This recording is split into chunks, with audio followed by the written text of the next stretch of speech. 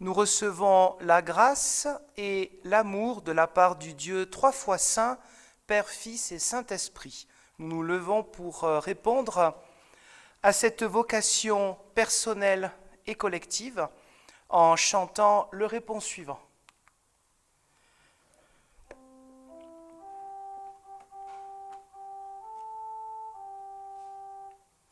Chantons l'esprit de lumière, car sa présence reste entière en chacun des cœurs visités. Par lui s'ouvre l'évangile et notre esprit devient paisible et joyeux dans la vérité. Louange, gloire, honneur à l'Esprit créateur. Alléluia. Gloire à l'Esprit Saint, qui nous éclaire et nous soutient. Bienvenue à vous tous pour ce temps du culte dominical.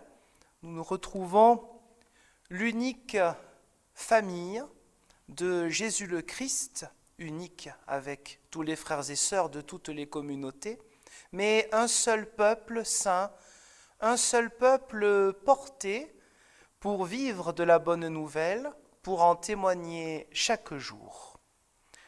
Alors, louons notre Dieu en écoutant le début du psaume 107. Célébrez l'Éternel car il est bon, car sa bienveillance dure à toujours.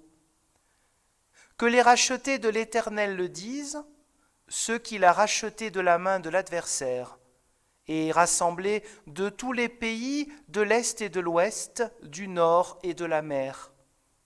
Ils erraient dans le désert en chemin sur une terre aride, ils ne trouvaient pas de ville habitable.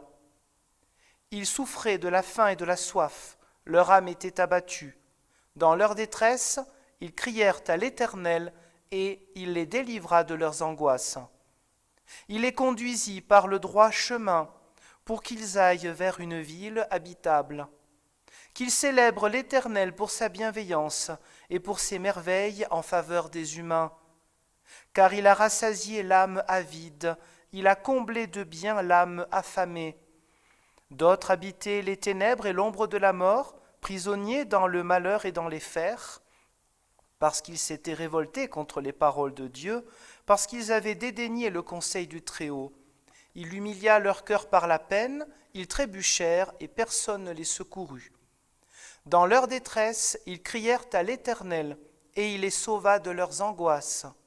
Il les fit sortir des ténèbres et de l'ombre de la mort, et il rompit leurs liens.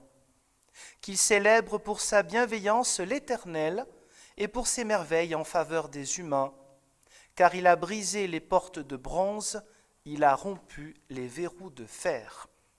Amen. Nous pouvons chanter un autre psaume, les 4 premières strophes du psaume 24, « La terre au Seigneur appartient ».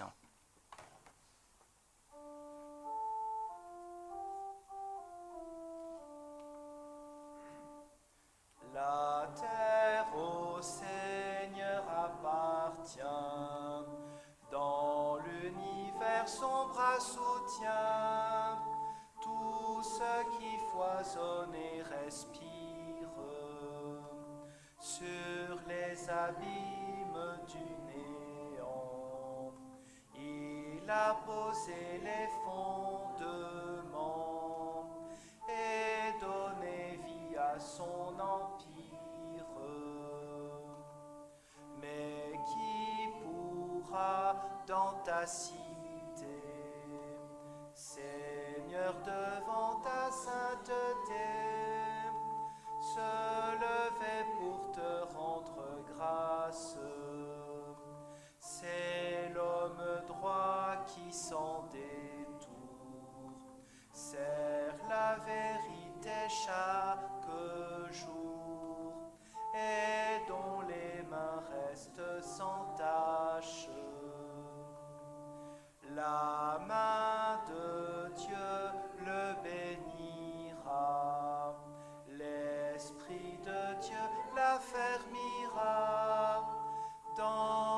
justice et dans sa grâce, avec tous ceux dont le désir, ô Dieu d'amour et de servir, de chercher tous les jours ta face.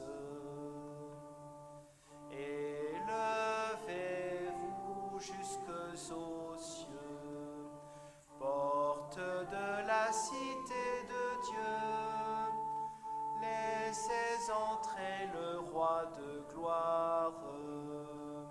Quel est ce roi si glorieux? C'est le Messie, le Fils de Dieu. Il tient dans ses mains la victoire.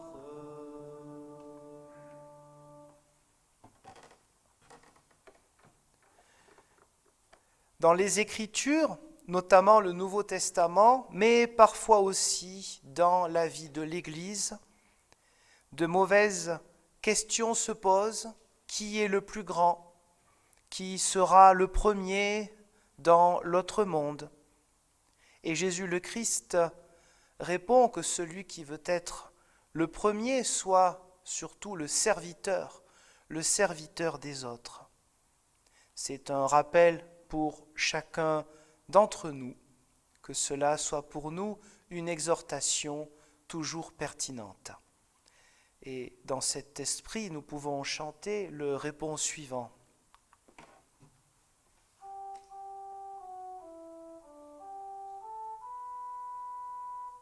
En toi, Seigneur, est notre espoir, que ta parole soit notre pain, que ton esprit nous garde unis pour te servir, ô Jésus-Christ.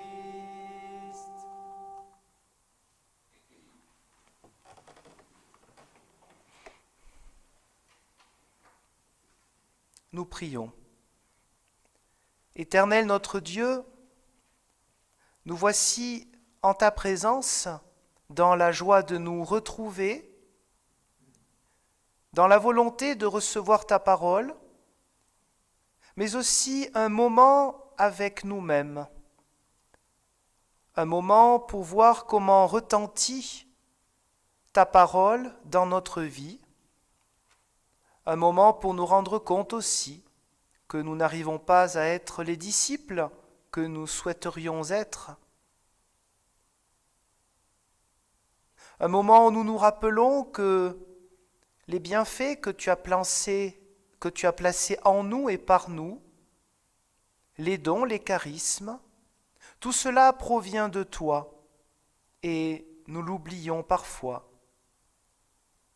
Voici qu'il nous arrive de mettre en avant nos capacités, nos talents, notre intelligence, oubliant que ces dons proviennent de ta grâce et que nous sommes là pour les faire prospérer pour ta gloire et pour témoigner de ton amour pour toute l'humanité. Ainsi, pour toutes ces fois où nous nous plaçons en avant, au lieu de témoigner de toi, nous voulons te demander pardon. Amen. Et nous pouvons, en restant assis, chanter le répons suivant.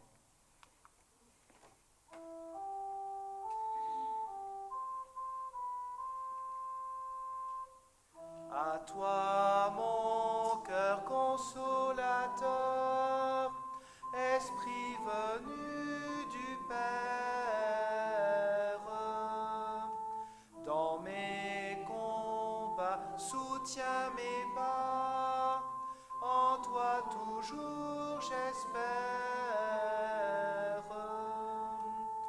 De mon péché veuille arracher les racines amères, pour mon bonheur et pour l'honneur de ton nom sur la terre.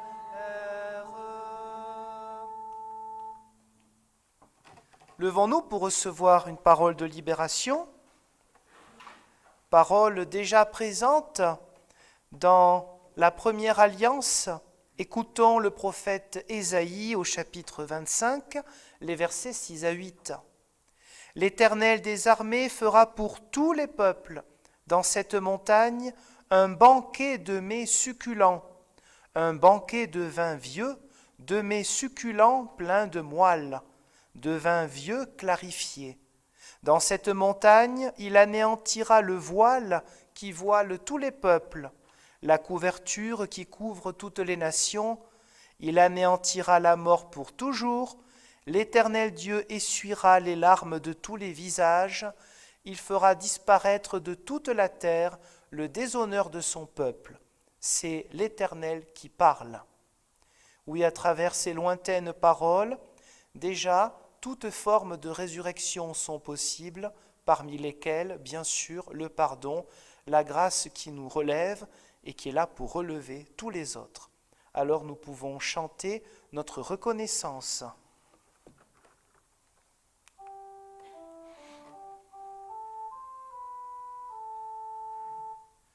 J'entends un chant de délivrance, un cri joyeux s'est élevé. Dieu manifeste sa puissance, son bras vainqueur l'a emporté. S'il nous éprouve, il nous fait vivre. Venez tous et le célébrer. C'est de la mort qu'il me délivre. Je ne crains pas car je vivrai.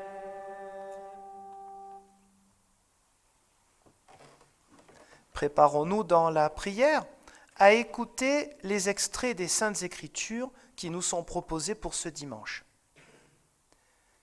Dieu notre Père, qui appelle les hommes de toute nation, de tout peuple et de toute langue à entrer dans ton royaume, et qui les rassemble en un seul peuple nouveau, veuille nous compter au nombre de tes serviteurs, pour l'amour de Jésus-Christ, ton Fils notre Seigneur, qui vit et qui règne avec toi, Père, et le Saint-Esprit, un seul Dieu, pour les siècles des siècles. Amen. Commençons les extraits proposés pour ce dimanche par le prophète Ésaïe, à la toute fin de son livre, au chapitre 66, les versets 18 à 21.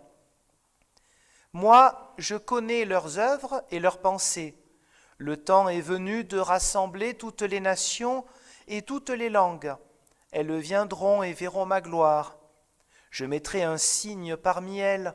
J'enverrai certains de leurs rescapés vers les nations, à Tarsis, à Poul et à Loud, les tireurs à l'arc, à Toubal et en Grèce, aux îles lointaines qui jamais n'ont entendu parler de moi et qui n'ont pas vu ma gloire. Et ils diront ma gloire parmi les nations.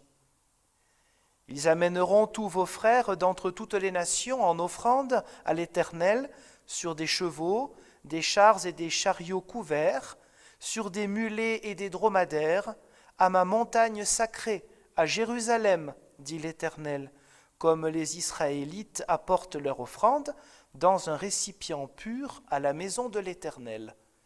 Et je prendrai aussi parmi eux des prêtres, des Lévites, dit l'Éternel. » Plus loin dans la Nouvelle Alliance, nous écoutons un extrait de la lettre dite aux Hébreux, au chapitre 12, les versets 5 à 13. « Vous avez oublié l'encouragement qui vous est adressé comme à des fils. Mon fils, ne prends pas à la légère la correction du Seigneur et ne te décourage pas lorsqu'il te reprend. Car le Seigneur corrige celui qu'il aime, il donne des coups de fouet à tout fils qu'il agrée. C'est pour votre correction que vous endurez. Dieu vous traite comme des fils. Quel est en effet le fils que le Père ne corrige pas? Si vous êtes exempts de la correction à laquelle tous ont part, c'est que vous n'êtes pas des fils, mais des bâtards. Puisque nous avons tous eu un Père de notre chair qui nous corrigeait et que nous respections, ne devons-nous pas à plus forte raison nous soumettre au Père des esprits pour que nous vivions? Celui-là, en effet, nous corrigeait pour peu de temps, comme il lui semblait bon. Celui-ci nous corrige pour notre véritable intérêt, afin que nous ayons part à sa sainteté. Toute correction, il est vrai, ne semble pas être au premier abord un sujet de joie, mais un sujet de tristesse. Plus tard, toutefois, elle procure à ceux qu'elle a formés un fruit de paix, la justice. Redressez donc les mains qui retombent et les genoux qui flageolent. Préparez pour vos pieds des pistes droites, afin que ce qui est boiteux ne se torde pas davantage, mais plutôt guérisse. Poursuivons maintenant la lecture de l'Évangile selon Luc, au chapitre 13, les versets 22 à 30. Il traversait les villes et les villages, et il enseignait en faisant route vers Jérusalem. Quelqu'un lui dit, « Seigneur, n'y aurait-il que peu de gens sauvés ?» Il leur répondit, « Efforcez-vous d'entrer par la porte étroite, car je vous le dis, beaucoup chercheront à entrer et ne le pourront pas. Dès que le maître de maison se sera levé et aura fermé la porte, et que, restés dehors, vous commencerez à frapper à la porte et à dire « Seigneur, ouvre-nous », il vous répondra « Vous, je ne sais pas d'où vous êtes. » Alors vous commencerez à dire « Nous avons mangé et bu devant toi, et tu as enseigné dans nos grandes rues. » Et il vous répondra « Vous, je ne sais pas d'où vous êtes. Éloignez-vous de moi, vous tous qui commettez l'injustice. » C'est là qu'il y aura des pleurs et des grincements de dents, quand vous verrez Abraham, Isaac, Jacob et tous les prophètes dans le royaume de Dieu, et que vous serez chassés dehors. On viendra de l'est et de l'ouest, du nord et du sud, pour s'installer à table dans le royaume de Dieu. Ainsi, il y a des derniers qui seront premiers, et des premiers qui seront derniers. Seigneur, ta parole est vérité, conduis-nous dans ta vérité. Amen. Nous pouvons nous lever pour chanter le cantique suivant, « Mon Dieu, mon Père ».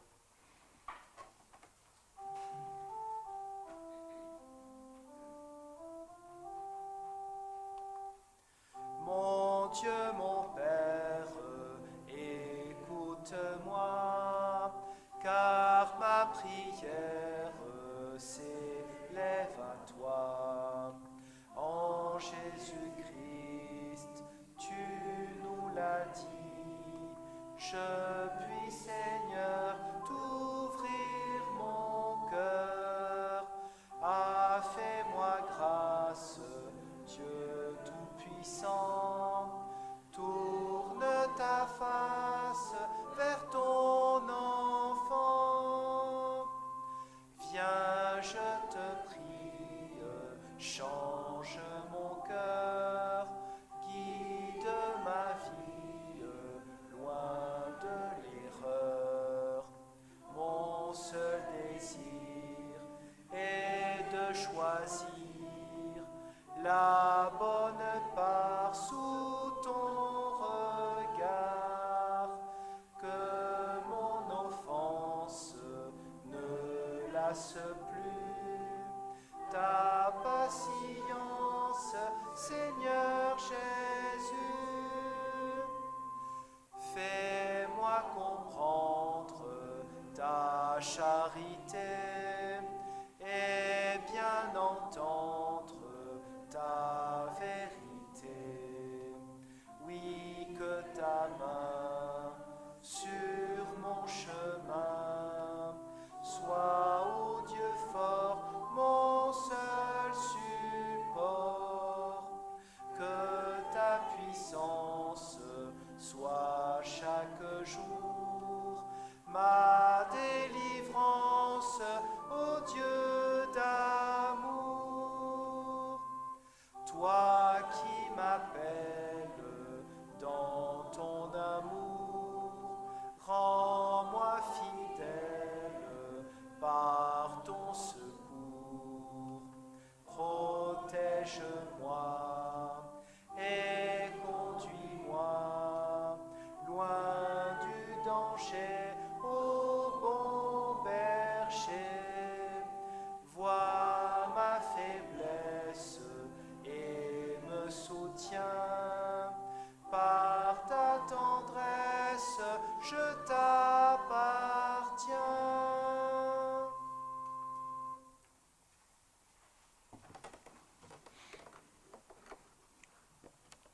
Frères et sœurs en Jésus-Christ, la foi entre petitesse et universalisme.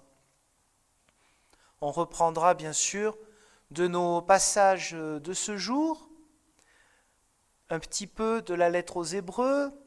D'abord, la difficulté dans la vie du croyant de tenir droit.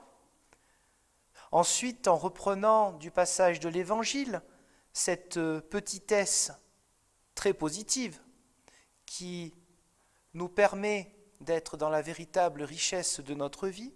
Et enfin, l'universalisme du salut, déjà témoigné par les prophètes et confirmé, éclairé d'autant plus par Jésus le Christ.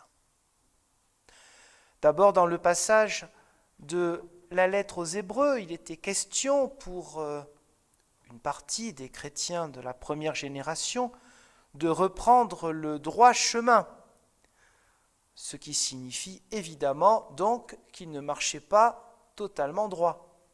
Et ça, c'est valable pour tout disciple, pour tous les temps.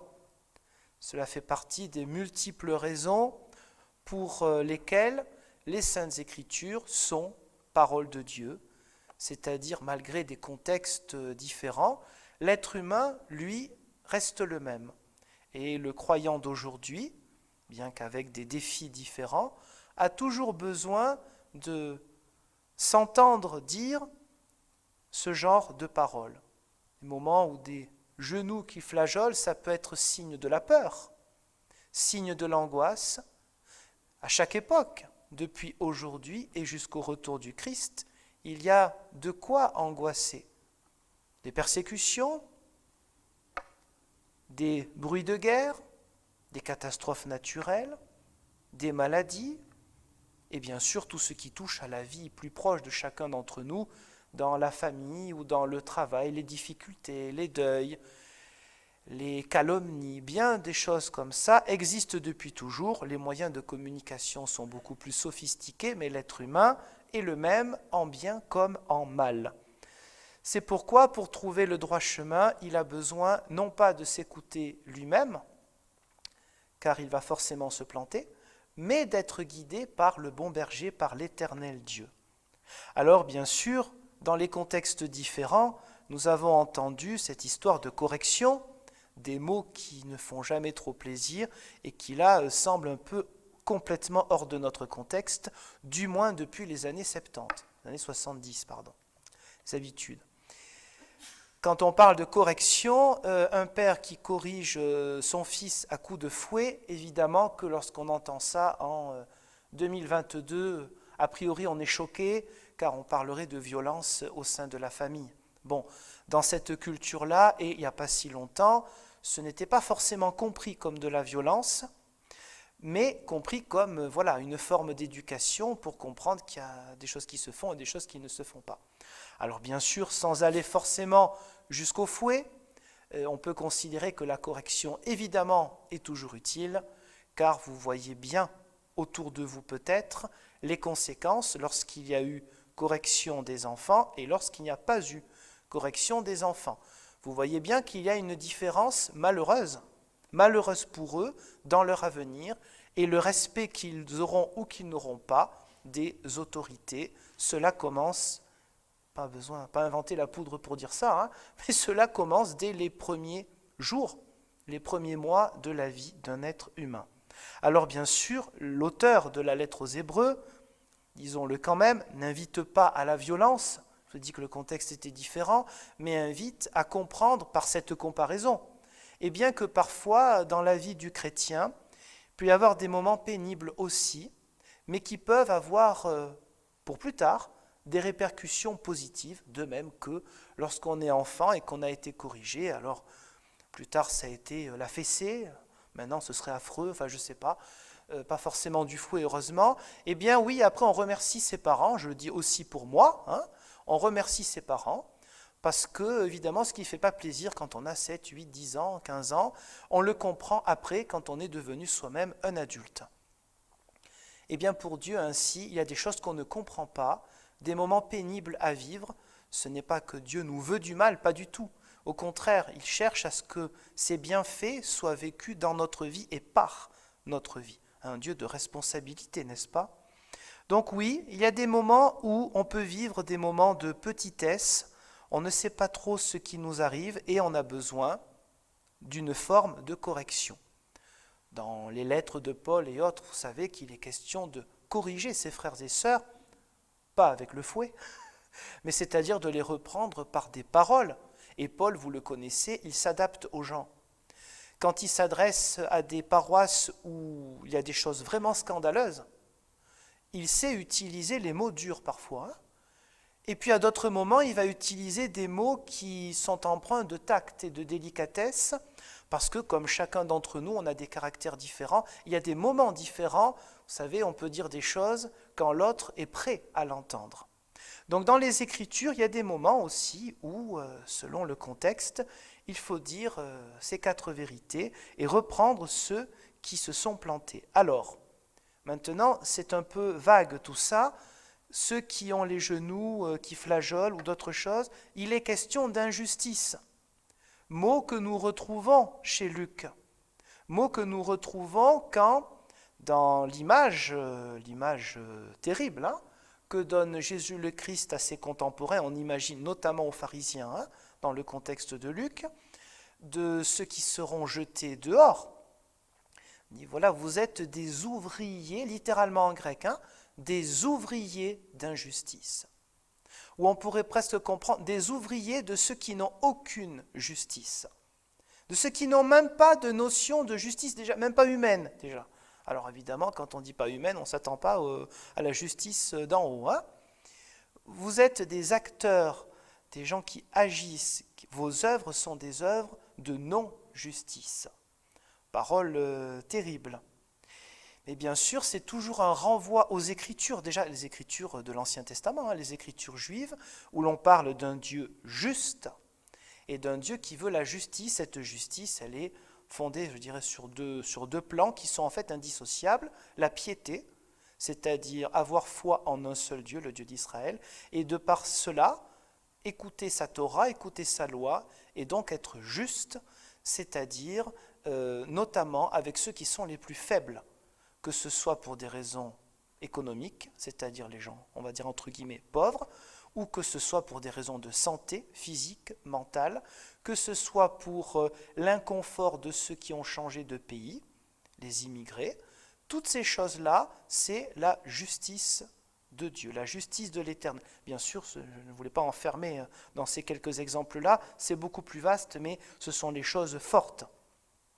Donc oui, il peut arriver que nous soyons dans une petitesse négative dans nos comportements. Mais par contre, deuxième point, l'Éternel Dieu, et Jésus le Christ l'a vécu lui totalement, attend de nous que nous soyons dans une petitesse positive, c'est-à-dire nous reconnaître petits face à Dieu. Tout le problème, il est dans notre contexte, mais le contexte peut être toujours aussi valable aujourd'hui de manière différente, de l'être humain qui veut se prévaloir de ce qu'il a, de ce qu'il possède. La porte étroite peut nous rappeler, indirectement du moins, l'aiguille. Les aiguilles, c'était les petites portes dans les remparts de Jérusalem. Il y avait bien sûr les 4 grandes portes, on reviendra à l'Occident, l'Orient, le Nord et le Midi, mais il y avait aussi des petites portes appelées des aiguilles, et vous savez bien, vous voyez où je veux en venir, on peut penser à lointainement cette image de Jésus très forte, on dit il est plus facile à un chameau de passer par le trou de l'aiguille qu'à un riche d'entrer dans le royaume de Dieu. Et oui, bien sûr, parce que le chameau, il est un peu haut et l'aiguille, elle est basse. Enfin, cette porte-là, cette petite porte. Donc, il faudrait qu'il baisse sa tête, sa gueule. C'est un animal, pardon. Et oui, baisser sa tête, c'est le signe de quoi? De l'humilité. C'est aussi un signe de prière, notamment dans certaines formes de tradition juive, de baisser la tête. C'est l'humilité. Voilà la richesse extraordinaire de l'être humain à laquelle Jésus le Christ nous convie. Cette richesse-là, elle ne demande pas des efforts à la sueur de son front. Elle nous est donnée c'est la grâce de Dieu. Mais l'être humain veut se prévaloir. Je dis l'être humain parce que pour chacun d'entre nous, la parole de Dieu, la parole de grâce qui va à l'encontre frontale de notre nature, ça c'est la théologie très traditionnelle du protestantisme, eh bien, nous rappelle que nous voulons toujours nous prévaloir. C'est subtil, c'est sournois, et dans le côté religieux, ce sera toujours une tentation. Alors là, bien sûr, Jésus parle alors à une foule, il y a des disciples, il y a des curieux, mais il y a les pharisiens dedans. Et donc on imagine une fois de plus que ce message est un message alors choquant, inacceptable pour les pharisiens, parce qu'évidemment, qu'est-ce qu'il met là, dans ce contexte-là? Qu'est-ce qu'il met en lumière? Il met en lumière le fait que certains de sa religion, la religion juive, certains, les pharisiens, mais ils n'étaient pas les seuls, eh bien, se considéraient que, ils seraient les seuls à être sauvés, c'est-à-dire à être acceptés dans l'intimité divine, on peut appeler ça le royaume de Dieu, il y a plein de noms, mais pas les autres, mais pas seulement les païens qui ne rentreraient pas, mais d'autres juifs aussi. Pour beaucoup de pharisiens, de cette époque-là du moins, eux seuls seraient acceptés par Dieu, et les autres juifs, non. On sait que ce genre de mentalité sectaire existait, on ne le sait pas par le Nouveau Testament, mais par les recherches, chez les Esséniens, qui étaient des gens qui vivaient en communauté, qui se considéraient comme purs, si vous voulez. Mais pareil, ils avaient le même problème, en fait, que les pharisiens, même s'ils ne vivaient pas comme les pharisiens. Nous, on est le club des élus. Et vous savez bien que dans l'histoire du christianisme, ce genre de mentalité a existé et existe et peut exister chez tout chrétien. Parce que on veut faire, on veut montrer, on veut se prévaloir. Bien sûr, parce que dans la société humaine, il faut agir. Il faut montrer qu'on est capable, de par exemple ses diplômes, ou de par sa formation professionnelle, bien sûr, il faut montrer qu'on est capable d'accéder à son futur métier ou ses futurs métiers. C'est normal. On a besoin d'agir, de travailler pour cela. Mais pour Dieu, il n'y a pas besoin de travailler. Le travail qui est fait, il est la conséquence et non pas la cause. Le travail de chaque jour, essayer de se fortifier dans la foi, de se retrouver pour partager des moments autour des Écritures, de s'encourager, tout ça, c'est la conséquence et non pas la cause. Personne ne peut se prévaloir de son engagement en Église. Mais la tentation, elle sera toujours là. Pour tout le monde. Ah, quand même, avec tout ce que je fais pour la paroisse, nanana. C'est pour tout le monde. Donc je mets évidemment dedans en premier. Cette tentation, là, cette petite voix, là, vous savez, le côté sinueux, pas pour rien si on utilise le serpent comme symbole dans la Genèse.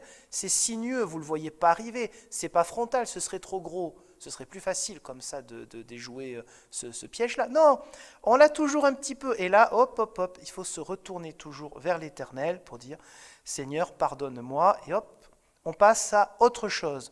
Donc la petitesse, oui, c'est quelque chose qui est un appel face à la grandeur, en fait à l'illusion, vous savez bien, à l'illusion des richesses. L'illusion de la possession. Ah, on possède. Alors là, on pouvait dire les pharisiens possédaient le savoir. Ils possédaient le savoir, donc ils possédaient une forme de pouvoir, bien entendu, sur pas tous les juifs de Jérusalem, puisqu'il y en avait qui ne les écoutaient pas, les pharisiens. Ils écoutaient d'autres personnes. Ceux qui sont allés vers Jean le Baptiste pensaient bien qu'une bonne moitié d'entre eux sûrement n'a plus écouté après les pharisiens. Ceux qui sont allés vers Jésus le Christ, ça dépend. Jésus n'a pas dit ne les écoutez plus, il a dit ne faites pas ce qu'ils font. Il a dit écoutez-les. Pourquoi ? Parce que Jésus n'a jamais renié que les pharisiens avaient un savoir intéressant. Il n'a pas renié le savoir. On n'est pas dans du populisme de bas étage quand Jésus critique les pharisiens. On est dans le problème de l'orgueil et de l'humilité, qui est un problème pour chaque être humain. Donc oui, la petitesse, c'est ce qui permet d'entrer par cette porte étroite. Je ne vais pas rentrer avec mes richesses, quelles qu'elles soient. Parce que vous savez bien que quand on parle de richesse, on pense tout de suite à l'aspect financier, à l'argent. Et donc c'est facile. Parce que si moi je me dis ça, je me dis ah ben je suis tranquille. J'ai quand même pas trop de richesse. Tu es tranquille de rien du tout. Parce que tu vas te prévaloir d'autres formes de richesse. Comme si c'était toi qui avais accumulé par ton pouvoir. Non, les bienfaits dans notre vie viennent de l'Éternel. nous sommes invités à les développer et à montrer aux autres qu'ils en ont reçu autant que nous, voire plus, et donc à ce qu'ils les développent eux aussi. Mais se prévaloir un jour pour taper à la porte, pour reprendre l'expression de Jésus, non seulement ça ne sert à rien, mais ça veut dire qu'on n'a rien compris. Et ça veut dire qu'on n'a pas été dans la joie de la foi. Parce que vous savez bien qu'on n'est pas dans la joie quand on veut toujours amasser. Nous sommes dans une société dont, comme toute idolâtrie, j'allais dire, c'est un pléonasme, est forcément mortifère. Où est la joie? Où est la joie de vivre? Je ne parle même pas, là, d'accord, on va dire, oui, mais il y a eu quand même, il y a cette maladie, il y a ce virus. Bon, c'est vrai que ça n'aide pas, d'accord. Enfin bon, on se débrouille quand même. Il y a des choses bien plus graves dans d'autres pays tout de même.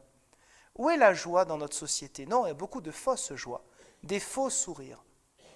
Quand on voit ce qu'il y a derrière la vie de bien des gens qui ont été ou qui sont sur le devant de la scène, rarement ce sont des vies vraiment heureuses. Ceux qui ont réussi à avoir une vie heureuse, c'est ceux qui ont parfois arrêté ou qui ont dit, moi, maintenant je fais ma vie à moi, je ne suis plus sous les projecteurs. Très intelligents, quelle sagesse, et même de faire fructifier leur richesse en arrêtant d'en amasser toujours plus. Donc oui, la petitesse contre l'illusion de venir avec ce que l'on a. Parce qu'évidemment, j'ai dit, oui, il y a eu le piège. Ah mais ça va, c'est bon, je ne suis pas trop riche. Donc, du coup, je suis tranquille. Oui, mais je vais peut-être me prévaloir d'autre chose. Si ce n'est pas l'argent, ça peut être le savoir, pharisien. Si ce n'est pas le savoir, ça peut être, je ne sais pas, la beauté physique. Ça peut être plein de choses. Ça peut être mes amis, mes connaissances. Vous savez quoi, je suis ami avec... Mais quoi? Tu existes aussi pour toi. Le Seigneur t'a créé pas pour que tu sois dépendant des autres, mais dépendant de lui parce que c'est une dépendance positive et c'est la seule dépendance qui est positive. Et pour que tu puisses être lumière pour les autres, pas d'être esclave d'une image que chaque époque, chaque mode va apporter. Et aujourd'hui, je suis sur les réseaux sociaux, j'ai mis 300 photos, j'ai mis 50 vidéos, j'ai 5000 amis sur tel réseau social et je suis suivi, encore je le dis en français parce qu'on est quand même en France, c'est bien de parler des fois en français et pas en anglais, bon, je suis suivi par 500 000 personnes. T'es plus heureux pour ça? T'es suivi ou tu vas passer ta vie à regarder le nombre de personnes qui te suivent? Est-ce que t'es pas un peu esclave, mine de rien? Bon, donc la petitesse, ce n'est pas évidemment tomber, je passerai au point 3 très vite, ce n'est pas évidemment tomber dans un extrême, comme parfois le christianisme en est tombé, dès les ermites, 3e siècle, 4e siècle en Égypte, ça a donné de très beaux textes par ailleurs mystiques, ce n'est pas la question, mais parfois, 4e siècle, vous avez en Égypte, donc l'église copte comme on dirait, des gens qui deviennent ermites, les pères du désert.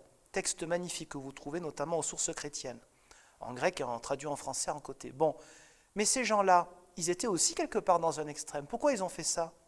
Il semble que, à leur époque déjà, certains évêques, c'est-à-dire des sortes de pasteurs des grandes villes à cette époque-là, vivaient un peu dans l'opulence déjà, la richesse, le pouvoir, le savoir. Eux, ils se sont dit, mais la radicalité, c'est-à-dire la racine de l'évangile, c'est tout le contraire. La pauvreté, la chasteté, etc. Mais n'est-ce pas un peu extrême? Parce qu'en tombant là-dedans, après, on aura tendance à penser quoi? Que tous les autres chrétiens ne sont pas des vrais chrétiens, ne sont pas des bons chrétiens, parce qu'ils n'arrivent pas, eux, à vivre ça. Mais qui arrive à faire vivre ça? La Torah a été, non pas rejetée, mais accomplie par Jésus le Christ, et une vision un peu trop littéraliste a été rejetée par le Christ, ce n'est pas pour retomber dans un extrême. Donc quand je parle de petitesse, bien sûr, c'est reconnaître que nous sommes comme des enfants dans le sens positif du terme, dépendants du Père Céleste, et c'est lui qui nous apporte tous les bienfaits. Donc lorsqu'on toquera à la porte, nos bienfaits, notre richesse, c'est ce qui vient de lui et pas de nous-mêmes. Mais je conclus avec ce point 3, je suis toujours trop long, on a parlé de petitesse, et puis on a comme son contraire, l'universalisme. D'un côté, on a entendu parler d'une porte étroite, et d'un autre côté, on a entendu parler des peuples qui viennent du bout du monde. Alors oui, du bout du monde connu de l'époque.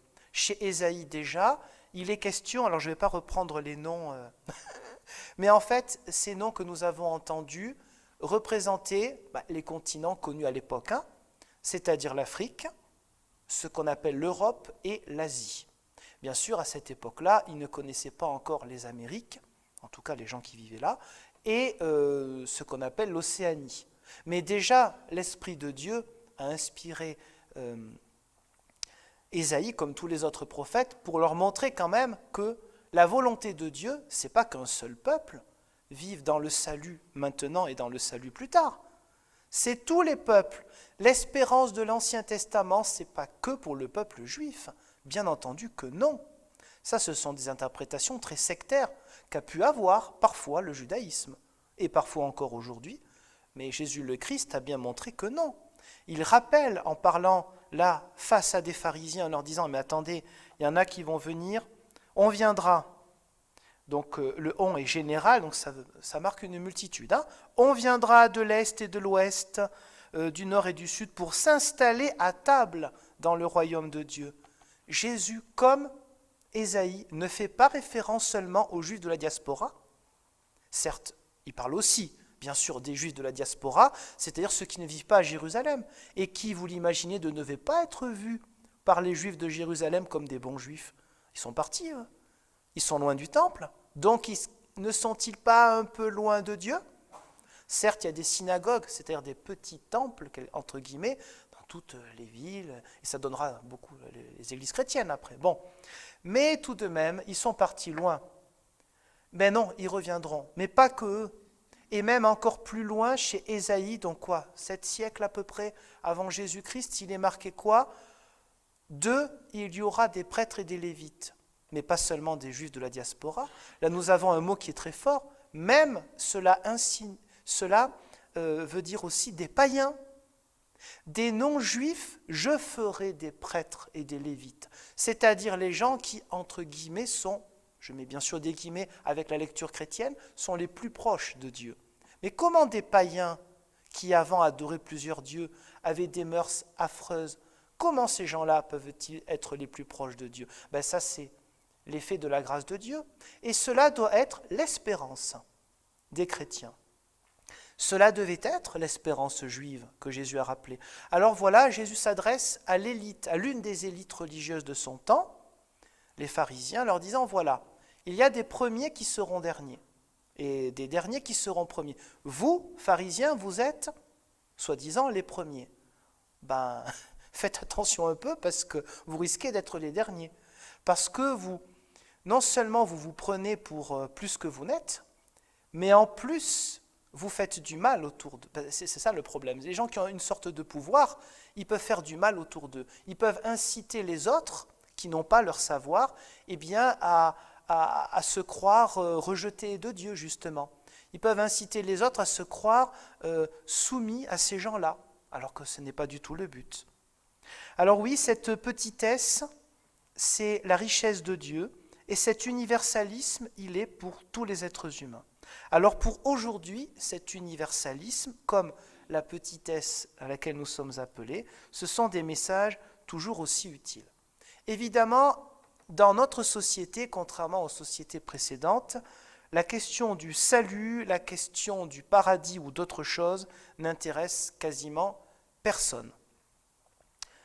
Mais la perdition, c'est ce que nous voyons autour de nous. La perdition, c'est le fait d'errer, déjà. Le fait, plus loin, d'errer. L'errance. Ne sommes-nous pas dans une société en quête de sens ?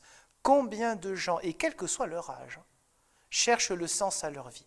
Je vis pourquoi ? C'est ça aussi, quelque part, la recherche du salut. Ce n'est pas à l'époque de la Réforme où c'était la question première, parce que les gens, à cause d'une certaine mentalité, d'un certain catholicisme romain de l'époque, avaient peur de l'enfer et même du purgatoire. Aujourd'hui, qui a peur de l'enfer ? Ça n'a aucun sens. Mais par contre, qui a peur de sa vie là dans le monde ? Est-ce que j'aurai un travail ? Pourquoi est-ce que je travaille ? Pour des gens qui sont là, qui ne m'apprécient pas. Combien de gens ont des conditions pourries de travail ? Et encore, quand ils ont un travail. La reconnaissance, n'est-ce pas un sujet qu'on entend souvent ? Le manque de reconnaissance. Donc si on ne parle pas de salut, si les gens ne sont pas en recherche de salut dans le sens spirituel, quelque part, peut-être inconsciemment, ils sont en recherche de salut. Déjà pour ce monde.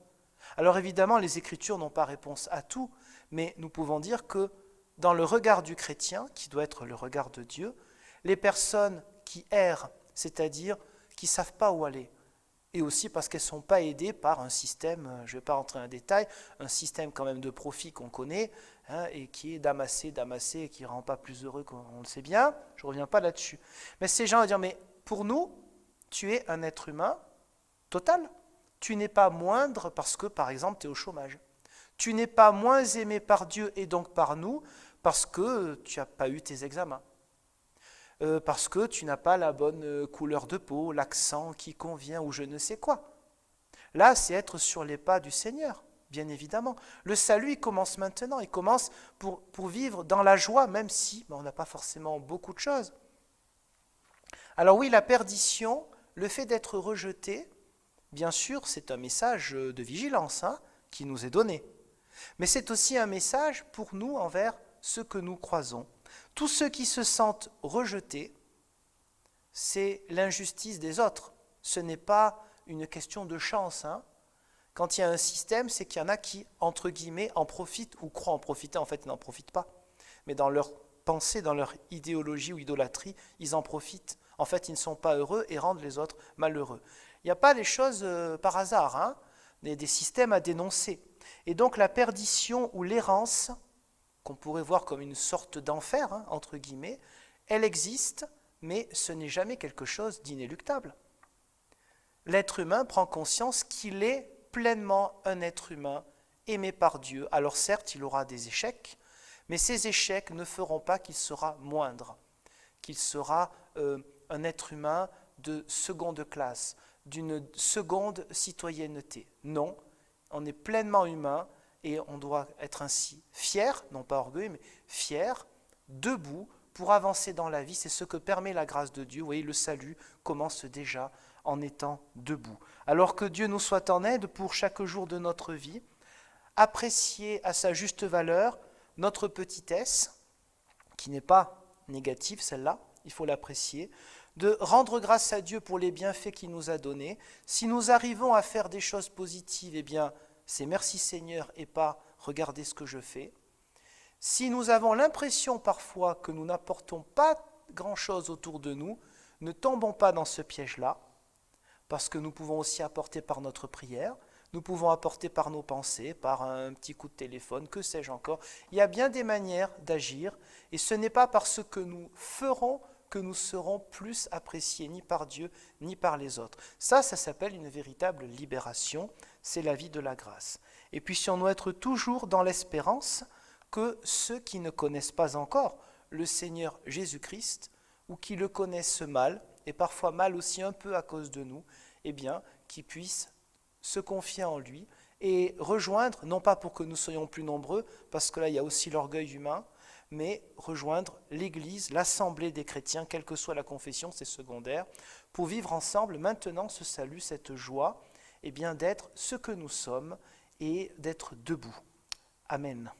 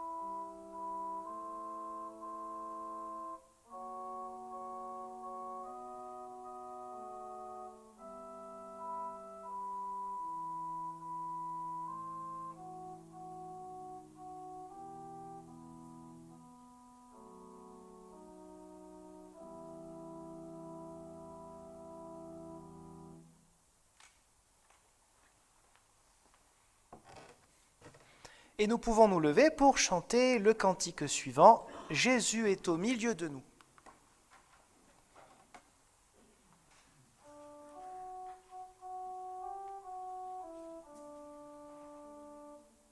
Jésus est au milieu de nous, son regard s'abaisse sur nous, sa douce voix l'entendez-vous.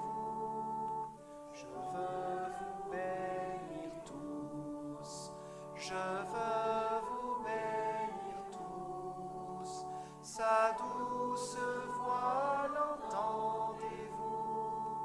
Je veux vous bénir tous. Jésus est au milieu de nous, son regard s'abaisse sur nous, sa douce voix l'entendez-vous. Je veux vous sauver tous, je veux vous sauver tous, sa douce voix l'entendez-vous. Je veux vous sauver tous. Jésus est au milieu de nous, son regard s'abaisse sur nous, sa douce voix l'entendez-vous. Oh, je vous aime tous, oh, je vous aime tous, sa douce voix l'entendez-vous. Oh, je vous aime tous. Nous pouvons rester debout pour la confession de foi et dire ensemble, si nous le souhaitons, le court texte qui suit. Je crois en un seul Dieu, notre Père. Il a pour le monde et pour nous des projets de vie et de joie. Je crois en Jésus-Christ, notre Seigneur et notre frère, qui est Fils de l'homme et Fils de Dieu. Il est venu à nous, il nous a aimés et il nous a sauvés. Je crois en l'Esprit Saint qui nous est laissé comme un don de la grâce, qui appelle la foi et fonde notre espérance. Je crois que par l'amour, notre vie finie touche à la vie éternelle, et qu'en Dieu nous demeurons dans la liberté et dans la joie. Amen. Et nous pouvons chanter le 4202, strophe 3.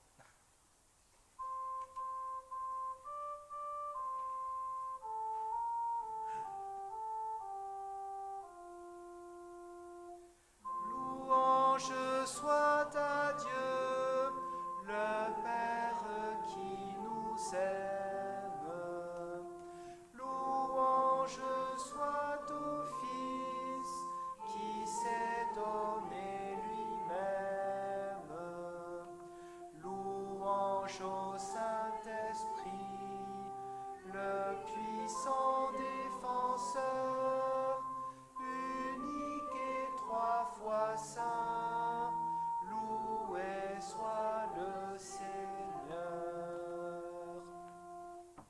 Prenons le temps de la prière d'intercession. Éternel notre Dieu, ta parole nous a redit ton amour pour ce monde. Nous te prions pour la paix intérieure que tu nous donnes et que tu veux donner à tout être humain, pour vivre ainsi loin de toute errance, loin de toute angoisse existentielle. La paix fondée sur l'amour en Christ. Nous te prions pour l'espérance, afin que nous puissions la partager autour de nous, dans notre langage, notre regard, nos gestes, nos projets. Une espérance toujours fondée sur la résurrection.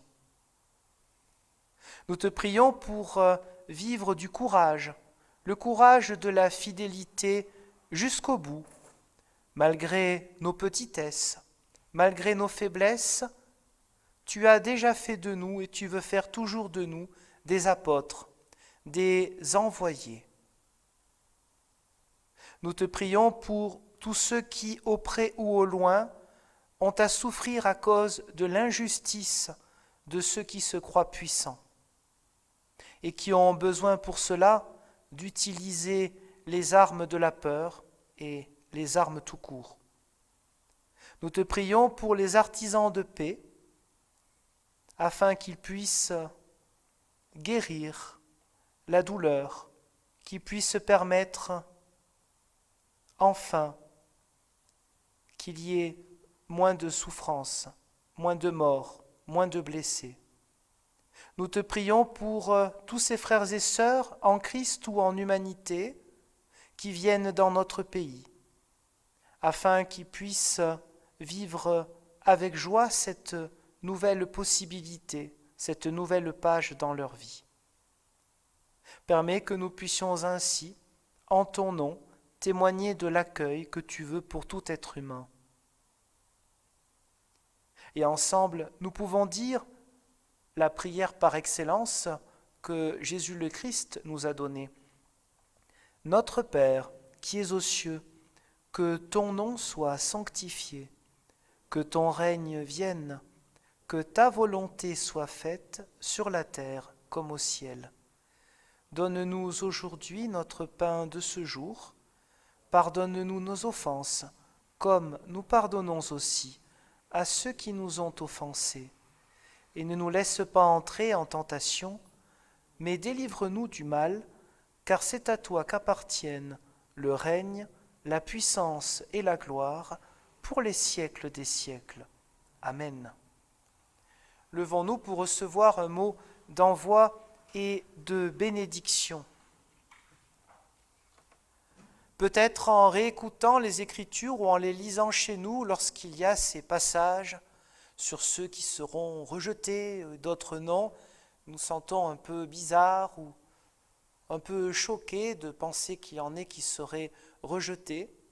Mais n'oublions pas que si ce témoignage est là, témoignage écrit par exemple chez Luc, c'est justement l'invitation à la conversion, l'invitation à ceux qui se disent déjà chrétiens de poursuivre leur conversion quotidienne, et l'invitation à ceux qui ne se diraient pas chrétiens à entrer dans ce chemin de conversion, parce que pour cette vie de ce monde, c'est un chemin qui donne la joie, force dans les épreuves, une espérance qui ne déçoit pas, une vie vraiment affermie, une vie forte et toujours utile, quel que soit le regard de la société. Et c'est Dieu le Père, Dieu Fils et Saint-Esprit qui nous bénit, nous garde, nous envoie. Amen. Et nous pouvons chanter le dernier spontané.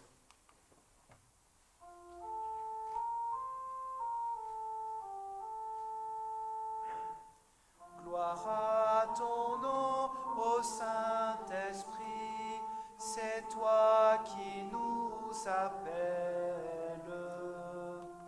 Le sens caché de notre vie, c'est toi qui le révèles.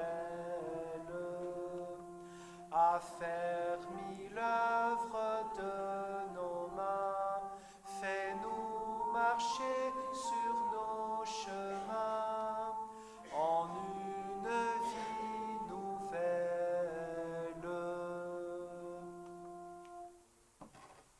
Bon dimanche à vous tous et à ceux que vous croiserez cet après-midi. À bientôt!